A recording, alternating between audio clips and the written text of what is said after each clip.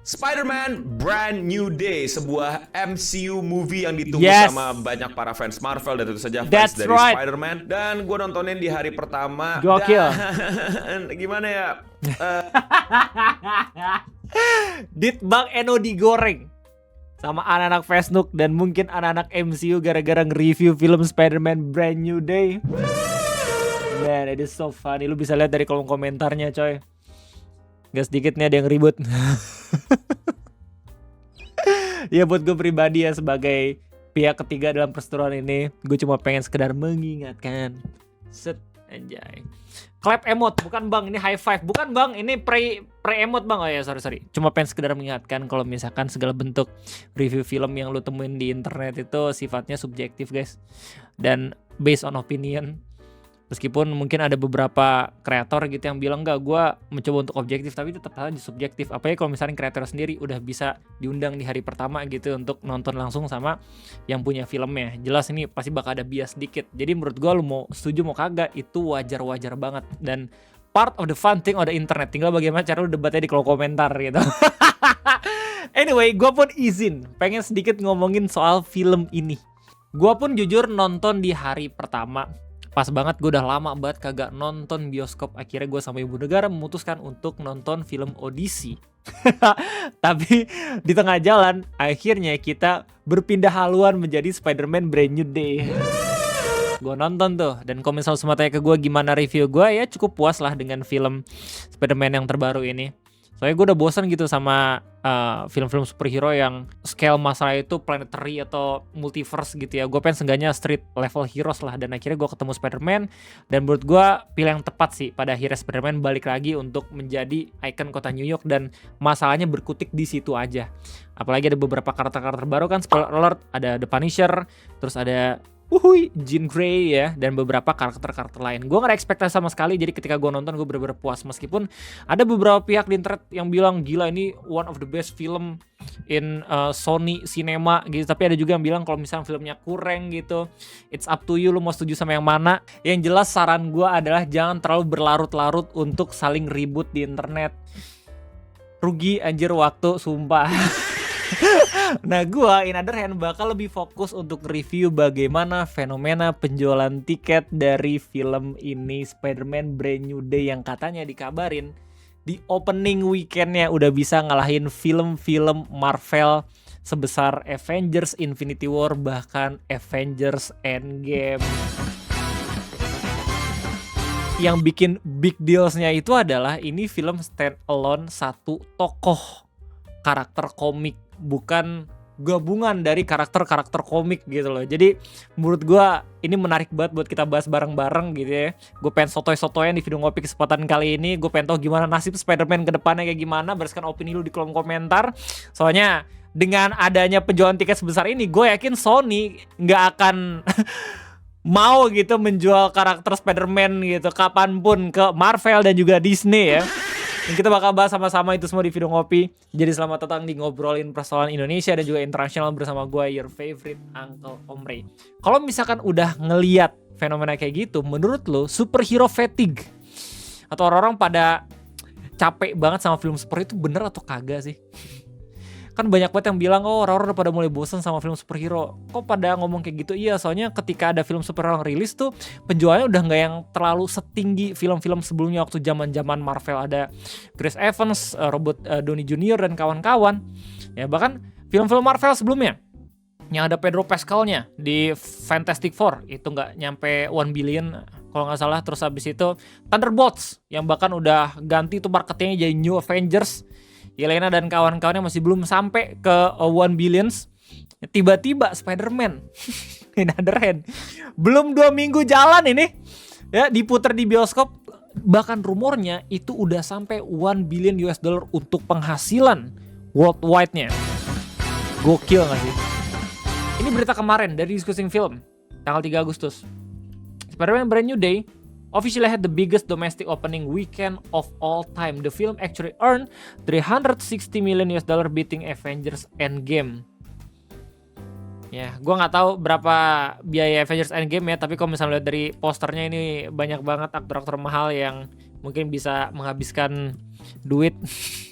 sampai ratusan million US dollar gitu, tapi lu bayangin sama posternya Spider-Man deh yang terbaru. Cuman Zendaya doang coy. Meskipun emang Tom Holland juga mahal gitu ya. Dan Sea of Sex jelas gitu. Nah, review lengkapnya lu bisa lihat di Discussing Film. Atau kalau misalkan lu pengen lihat angka pastinya, silakan follow akun Twitter BBO atau Bibo, bicara box office. Update banget adminnya ngelihat bagaimana trajektori dari penghasilan Spider-Man Brand New Day. Soalnya secara angka unik banget.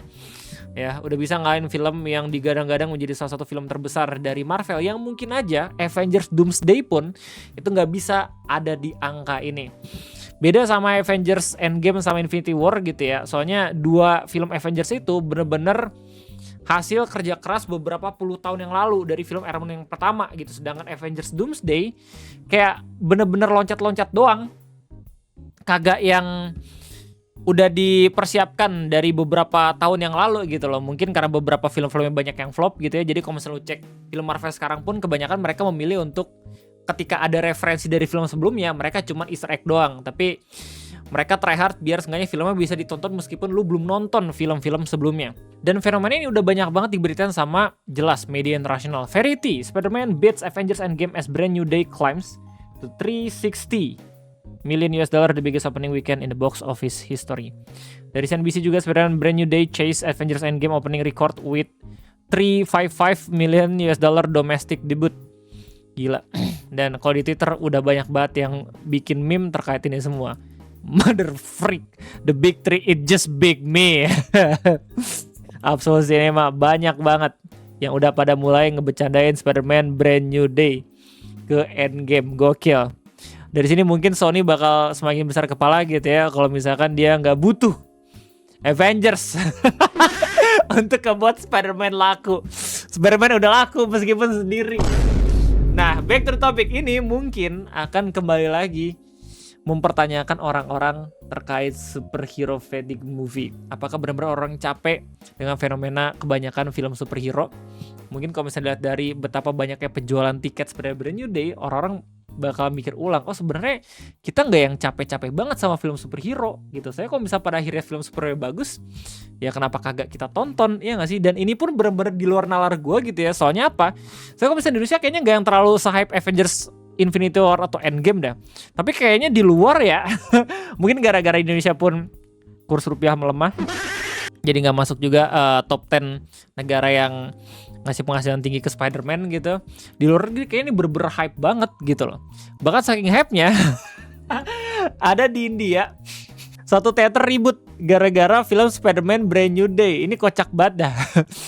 Di-share nih ulang sama akun Bang Rizal. Doxley barusan nemu mana nih di tengah cerita itu. Oke, kabarin gue kalau misalnya gue salah gitu ya. Tapi setahu gue, jadi ada cerita di satu teater India ada yang ribut gara-gara sepasang cewek cowok itu nonton bareng Spider-Man Brand New Day di depan 4 orang lelaki yang pengen nonton Spider-Man Brand New Day juga. Nah, si cowok dari pasangan itu dia kayaknya udah nonton sebelumnya. Terus habis itu mutusin buat nonton lagi buat nemenin si ceweknya. Yang bikin annoyingnya itu adalah setiap kali film Spider-Man Brand New Day itu ganti scene, itu si cowok selalu spoiler. Dan kedengeran sama 4 orang di belakangnya. Alih-alih dia mengecilkan suara ya, malah tambah besar lagi gitu volumenya sampai akhirnya ribut di bioskop. Ini penting untuk kita ya guys ya, kalau misalkan pengen caper sama pasangan dan lu nerd, jangan pakai cara ini guys, nggak bagus. Tidak baik, apalagi buat orang-orang yang ada di belakang lu sendiri. Apalagi kalau misalnya mereka pengen menikmati spoiler kayak gimana ya. Jangan ngeprank yang setelah selesai lu nonton gitu ya, lu langsung teriak kayak, oh no, Spider-Man mati, sedih gitu. It's not funny. Tapi lucu juga sih kalau misalnya orang-orang mah slow-slow aja ya. Otak jaya. Oke, jadi gara-gara fenomena ini berarti superhero fatigue gak ada dong. Iya gak sih? Asalkan film superhero bagus, ya banyak banget yang ditonton gitu loh pilihannya. Batman gue nungguin nih yang kedua yang sequel meskipun ngaret ya. Terus Spider-Man Beyond the Spider-Verse itu pun kayaknya bener-bener bakal gue tonton tuh yang part 2-nya. Yang Miles Morales bakal ketemu sama Varian yang dia jadi Prowler-nya. Itu menarik banget gitu. Yang kasihan siapa coba di fenomena ini? James Gunn. Lu kalau misalkan nge-scroll ya, meme Spider-Man, banyak banget yang langsung mention DC Universe.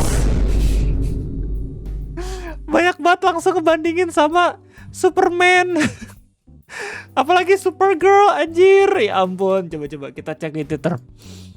Supergirl, Superman, Spider-Man ya. Ini ada lagi nih berita yang kocak. Box office analyst predict Supergirl will outgrow Spider-Man brand new. Damn. Gue sangat amat berharap sebenarnya sama DC. Kenapa begitu? Karena ya gue bosen juga sama tokoh Marvel yang gitu-gitu aja gitu. Meskipun pada akhirnya banyak tokoh yang bisa dieksplor kan di film Marvel. Yang amat sangat disayangkan adalah DC keluar dari film yang tone-nya gelap gitu loh. Jadi balik tiba-tiba pakai stylenya James Gunn yang mana itu Marvel banget, ngebuat gue kayak mager nontoninnya gitu loh coy. Tiba-tiba Marvel malah pakai pendekatan lain gitu yang mungkin mirip sama DC sebelumnya. Ya jelas di sini gue bakal nonton kembali ke Marvel. Ya lu bayangin Spider-Man tuh. Gak kepikiran gue tiba-tiba agak sedikit dark ya, meskipun gak yang dark-dark banget dibanding sama Batman gitu. Tapi kocak sih pada akhirnya DC salah langkah sampai akhirnya ya mungkin film-film James Gunn juga nggak yang perform gitu ya. Bahkan Supergirl cuman butuh waktu 1 bulan dari penayangannya di bioskop udah ada digital rilisnya juga gitu loh. Apapun itu ya ke depan ya, gua rasa mungkin film-film superhero bakal cerah nih prospeknya. Apalagi Doomsday bentar lagi juga bakal rilis kan, kalau nggak salah di akhir tahun 2026. Kita udah ngelihat trailer kayak gimana, udah banyak juga ya aktor-aktor yang ngepromosiin. Bahkan di Comic Con kalau nggak salah itu sempet ramai juga kan interaksi antara Deadpool sama Robert Downey Jr. Kita mungkin bakal ngeliat ke depannya film-film superhero yang udah pada mulai pede. Kalau penonton-penontonnya terbukti itu kagak capek sama film superhero berkat penjualan tiket Spider-Man ini. Gue rasa cukup sekian dari gue. Terima kasih banyak ya. Gimana ngalor ngidul gue? Gimana tanggapan kalian semua? Silahkan tulis di kolom komentar. Gue rasa cukup sekian dari gue. Sampai jumpa lagi nanti di next video ngopi. Gue undur diri. Bye-bye.